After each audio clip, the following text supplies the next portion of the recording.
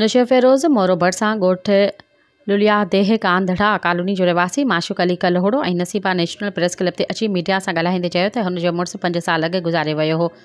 पाण सैदनि जी हवेली ते कमु करे पंहिंजा 3 ॿारड़ा पालींदी आहे। उते ॾुखी हुई पर मूं सां राब्तो थियसि त चयाईं त परेशान आहियां, मूं सां शादी कर। पोइ मूं हुन सां नुशर फ़िरोज़ जी अदालत में प्यार जो प्रण कयो आहे। संदसि वारिस संदसि पीउ मोहम्मद नज़र, मोहम्मद चंद्र, आरिफ लखा ॾिनो, साईं ॾिनो, अल्लाहदास, सोहेल, ग़ुलाम सरवर ऐं ॿियनि मां ख़तरो आहे, तहफ़ुज़ ॾिनो वञे। इन मौक़े ते नसीबा चयो त मूंखे 3 ॿार हुया, मां 2 मां ॾेरनि वटि छॾे आया आहिनि। हिकु बार मूं सां गॾु मुंहिंजे मुड़ुसु मरी वञण खां पोइ ॾेर वठंदा हुया त मूंखे पंहिंजे ॿार लाइ ख़र्चु पको बि न ॾींदा हुया। मां सैदनि जी हवेली में कमु करे पंहिंजो पेट गुज़र कंदी हुयसि। मजबूर थी मां माशूक अली कलहोड़ो सां शरीयत मोहम्मदी मूजिबि शादी कई आहे। मुंहिंजा माइट मूं ते ऐं मुंहिंजे मुड़ुस खे जान खां मारण जूं धमकियूं था ॾियनि, तहफ़ुज़ ॾिनो वञे। सब्सक्राइब कयो अवामी न्यूज़ HD खे ऐं ताज़ा तरीन ख़बरुनि लाइ ॾिसंदा रहो अवामी न्यूज़ HD।